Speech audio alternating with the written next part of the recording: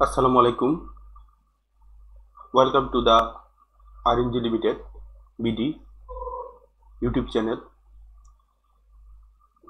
Apparel Merchandising Management series টিউটোরিয়ালে আজকে part 11 নিয়ে কথা বলবো।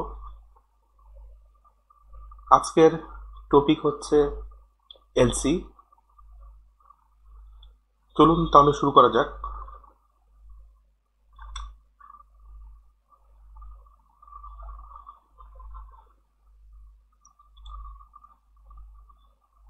LC means letter of credit. এর বাংলা অর্থ দায়পত্র, ঋণপত্র বা guarantee letter. Letter of credit বা এলসি নিয়ে আলোচনা করার আগে আমাদের প্রথমে এলসি সম্পর্কে একটা ক্লিয়ার কনসেপ্ট রাখা দরকার। তা না হলে এলসির বিষয়গুলো আমাদের জন্য বোধগম্য হবে না। তাহলে এলসির মধ্যে কি কি থাকে? একটা এলসির মধ্যে দুটি পার্টি থাকে, একটা হচ্ছে বায়ার এবং সেলার। এলসিতে দুই বা ততোধিক ব্যাংক ইনভলভ থাকে। একটা হচ্ছে বায়ার ব্যাংক এবং অন্যটি সেলার ব্যাংক। বায়ার ব্যাংকে অনেকগুলো নামে ডাকা যায়: issuing bank, opening bank, buyer bank. আবার এক্সপোর্টার ব্যাংকেও অনেকগুলো নামে ডাকা হয়, যেমন advising bank, exporter bank, seller bank. তাহলে এলসি জিনিসটা কি? এলসি হচ্ছে একটি ডকুমেন্ট যেটি হচ্ছে বায়ারের ব্যাংক থেকে ইস্যু করে, যেটা এনশিওর করে সেলার যদি গুডস পাঠায় তাহলে কিছু ডকুমেন্টের ভিত্তিতে সেলারকে নির্দিষ্ট অর্থ প্রদান করবে।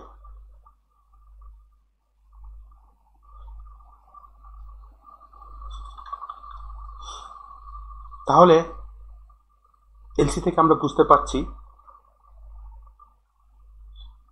একটা নির্দিষ্ট সময় থাকবে, একটা নির্দিষ্ট অর্থ থাকবে, রিলেভেন্ট ডকুমেন্ট থাকবে, যেমন commercial invoice, packing list, country of origin, etcetera.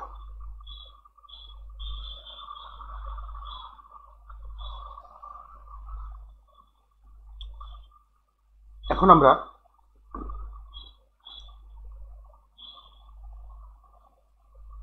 International business transaction কিভাবে হয়। ইন্টারন্যাশনাল বিজনেস ট্রানজ্যাকশন মূলত দুটি মাধ্যমে হতে পারে। একটা হচ্ছে এলসি, আরেকটা হচ্ছে টিটি। আমরা অলরেডি জানলাম এলসিটা কি। তাহলে একটু টিটি নিয়ে কথা বলি। টিটি হচ্ছে টেলিগ্রাফ ট্রান্সফার।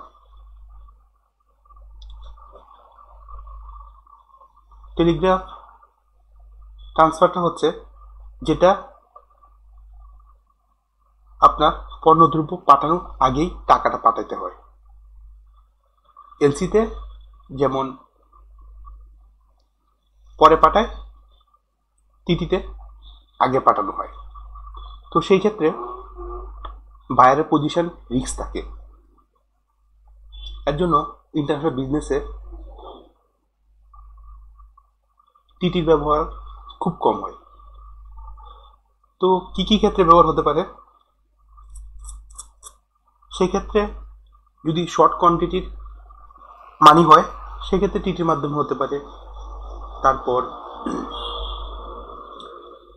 যদি বায়ার এবং সেলার খুব বেশি ট্রাস্টফুল হয় সেক্ষেত্রেও টিটির ইউজ হয়ে থাকে।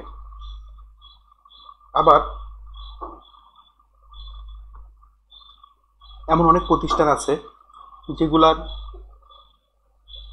অফিস বাংলাদেশেও আছে, আবার বাইরের দেশেও আছে।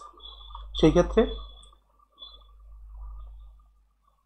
বাইরের যে দেশে, ধরেন ইউএস এর অফিস থেকে বাংলাদেশের অফিসে টিটির মাধ্যমে টাকা পাঠালো, সেই ক্ষেত্রে কোনো রিস্ক থাকে না। অর্থাৎ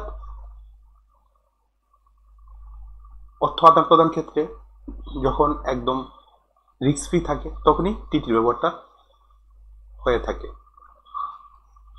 যেহেতু আমাদের টপিকস আজকে এলসি, তাই এলসি নিয়ে আমরা কথা বলবো। এখন আমরা দেখব এলসি কত প্রকার, কত ধরনের এলসি ব্যবহার হয়ে থাকে।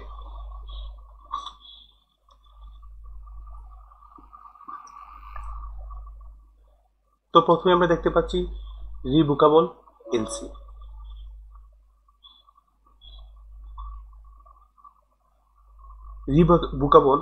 রিভোকেবল এলসি হচ্ছে বাতিলযোগ্য, অর্থাৎ বায়ার যে কোনো সময় যে কোনো টার্ম অ্যান্ড কন্ডিশন বাতিল করতে পারে উইথাউট নোটিশ। অর্থাৎ বায়ার সেলারকে না জানিয়ে যে কোনো সময় যে কোনো সত্য বা ধারা পরিবর্তন করতে পারে। সাধারণত রিভোকেবল LC do not use because exporter will become risk position।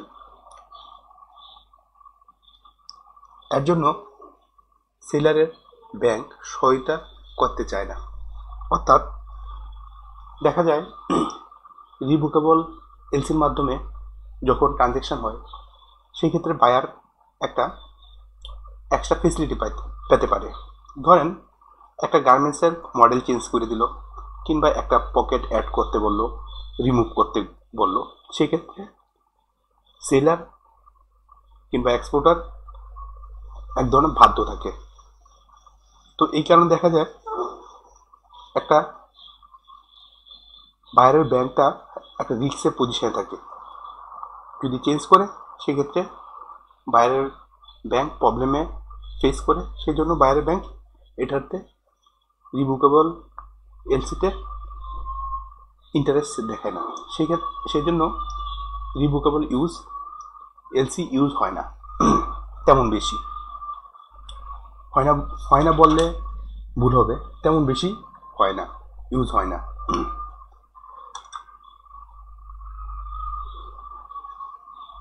এখন আসি ইভোকেবল এলসি।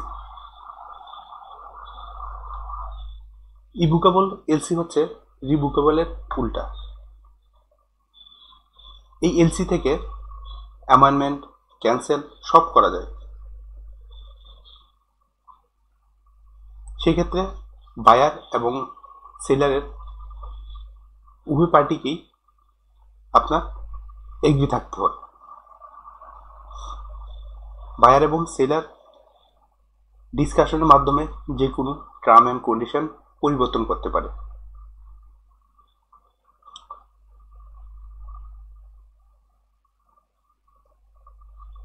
সেই ক্ষেত্রে দুই পার্টি একটা উইন উইন সিচুয়েশনে ফেস করে।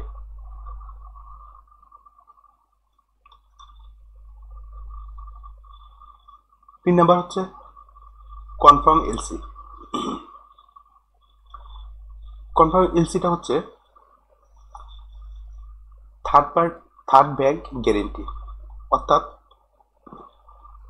বায়ার এবং সেলার ব্যাংক ছাড়াও আরেকটা ব্যাংক এটা আপনার রিস্ক বহন করে, মানে এনশিওর করে যে হ্যাঁ টাকা আপনি পাবেন, সেলারকে অবশ্যই টাকা দিবে। যদি ফার্স্ট ব্যাংক না দেয় তাহলে থার্ড ব্যাংক সেকেন্ড ব্যাংকে টাকাটা পরিশোধ করবে। এটা কখন হয়? ধরেন বায়ার যদি নতুন হয় বা বায়ারের ব্যাংক নতুন হয়, তাহলে এক্সপোর্টার বায়ারকে রিকোয়েস্ট করতে পারে একটা থার্ড ব্যাংক গ্যারেন্টি দেওয়ার জন্য, সেটা ইন্টারন্যাশনাল রিকগনাইজ, যেটা ব্রাঞ্চ এক্সপোর্টার কান্ট্রিতেও থাকবে এবং ইম্পোর্টার বাইরের কান্ট্রিতেও থাকবে।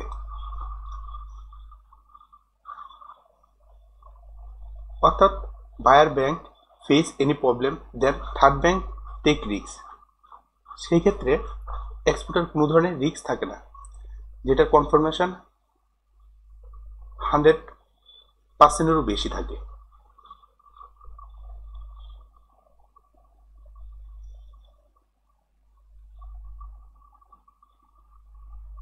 আরেকটা হচ্ছে আনকনফার্ম এলসি।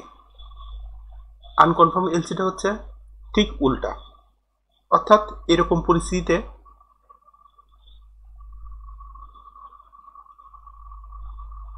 শুধুমাত্র বায়ার ব্যাংকই দায়বদ্ধ থাকবে, সেক্ষেত্রে থার্ড কোনো ব্যাংক ইনভলভ হবে না। সেটি হচ্ছে আনকনফার্ম এলসি।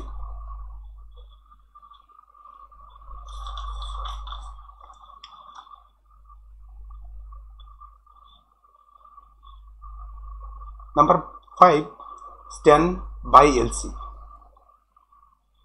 স্ট্যান্ড বাই এলসিকে সংক্ষেপে SBLCও বলা হয়। একটি সাকসেসফুল শিপমেন্টের ফলে এই স্ট্যান্ড বাই এলসি একটি সুরক্ষা নিশ্চিত করতে পারে। এই জাতীয় ব্যবস্থায় কোনো ব্যাংক যদি ব্যর্থ হয় তাহলে সুবিধাভোগী অর্থ প্রদানের নিশ্চয়তা দেয়। ধরেন আপনি শিপমেন্ট করলেন আপনার গার্মেন্টস যে কোনো বায়ারের কাছে, তো বায়ার ব্যাংক যে কোনো কারণে হোক আপনাকে অর্থ দিতে ব্যর্থ হলো। সেই ক্ষেত্রে আপনি যে ব্যাংকের এলসি থেকে টাকা তুলবেন সেই ব্যাংক আপনাকে নিশ্চয়তা দিবে, বায়ার দিলে দিবে, না দিলে নাই, কিন্তু আমি আপনাকে আপনার নির্দিষ্ট অর্থ পরিশোধ করব। এটাই হচ্ছে স্ট্যান্ড বাই এলসি।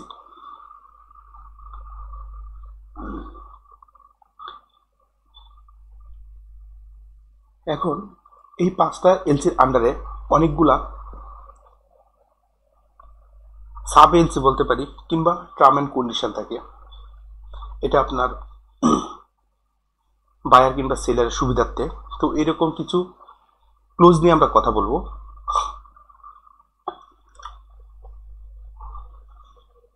প্রথমে হচ্ছে ট্রান্সফারেবল এলসি। ট্রান্সফারেবল এলসি হচ্ছে একটি সুবিধা যেখানে প্রথম পক্ষ অন্য কোনো পক্ষকে সুবিধা দেওয়ার অধিকার রয়েছে। এটি তখনই সম্ভব হয় লেটার অফ ক্রেডিট ক্রেতা বা পণ্য আমদানিকারকের নির্দেশে ইস্যুকারী ব্যাংক কর্তৃক স্থানান্তরযোগ্য হিসেবে বিবেচিত হয়। তো এটা যদি একটু খোলামেলাভাবে বলতে চাই, ধরেন ভাইয়ার একটা আপনাকে ট্রান্সফারেবল এলসি দিল, তো আপনি হচ্ছে বাইং হাউস মার্চেন্টাইজার। আমরা জানি বাইং হাউস কখনোই গার্মেন্টস তৈরি করে না, ওরা কোনো ফ্যাক্টরি থেকে গার্মেন্টস তৈরি করে বায়ারকে সাপ্লাই দেয়। তো গার্মেন্টস বায়ার যখন আপনার কোনো বাইং হাউসের মাধ্যমে এলসি দেয়, তো এটা অবশ্যই ট্রান্সফারেবল করে নেয়। তো সেক্ষেত্রে বায়ার আপনার বাইং হাউস এই এলসিটা ট্রান্সফার করে দেয় কোনো গার্মেন্টস ফ্যাক্টরিকে। তো ফ্যাক্টরির মাধ্যমে প্রোডাক্টটা তৈরি করে বায়ারের কাছে পাঠায়। সেক্ষেত্রে একটা ভুক্তভোগী হিসাবে বাইং হাউস এখান থেকে কিছু অর্থ ইনকাম করে। আমরা গার্মেন্টসে, বাইং হাউসে, বিজনেসে আপনার এলসিটা খুব বেশি লক্ষ্য করা যায়।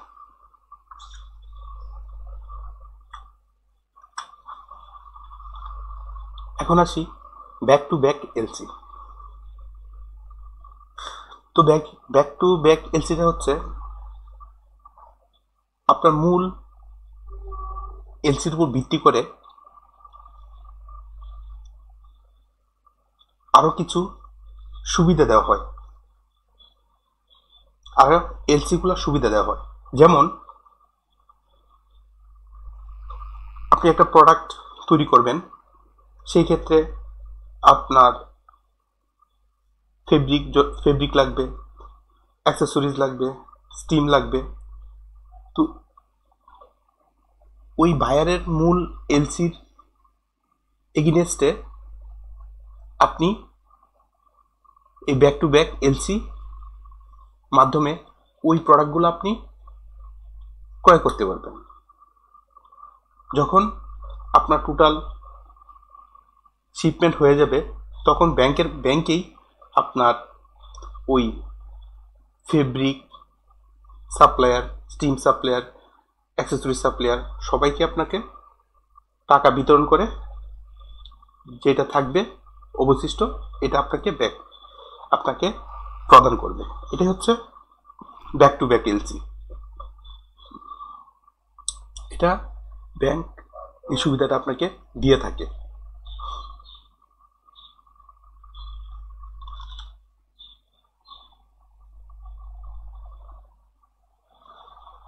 তারপর আসি payment at sight LC. Payment at sight LC বা লেটার অফ ক্রেডিট এমন একটি নথি যা কোনো পরিষেবা বা পণ্য বিরুদ্ধে অর্থ প্রদানের গ্যারেন্টি দেয়। অর্থাৎ প্রয়োজনীয় কাগজপত্র সাথে সাইট এলসি উপস্থাপন করলে অর্থ পরিশোধনযোগ্য। যদি আপনি কাগজপত্র, আপনার ডকুমেন্ট যদি ব্যাংকে শো করেন এলসি রিলেভেন্ট, তো সেই ক্ষেত্রে আপনাকে ব্যাংক টাকা দিতে বাধ্য থাকবে এই স্লাইড এলসির মাধ্যমে।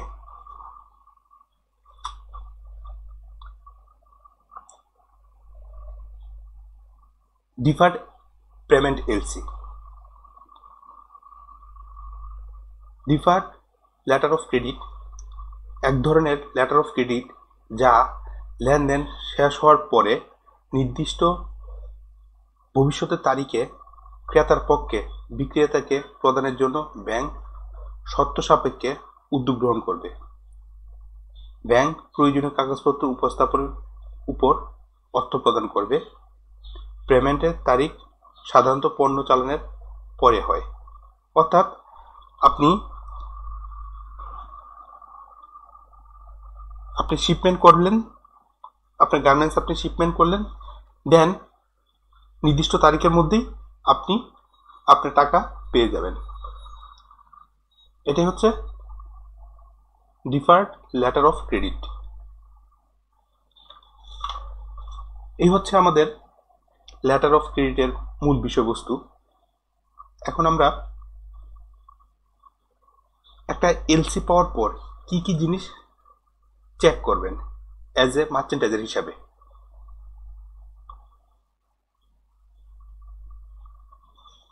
আপনি বেশ কয়েকটা জিনিস চেক করবেন অবশ্যই।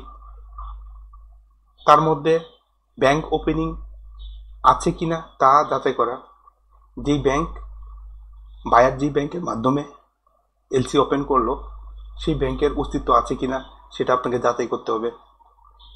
তারপর এলসির অ্যামাউন্টটা ঠিক আছে কিনা সেটা আপনাকে যাচাই করতে হবে। এলসি কনফার্ম হওয়ার আগে আপনারা যেই কথাবার্তা বললেন সেই টার্ম অ্যান্ড কন্ডিশন ঠিক আছে কিনা এই জিনিসগুলো আপনাকে চেক করতে হবে।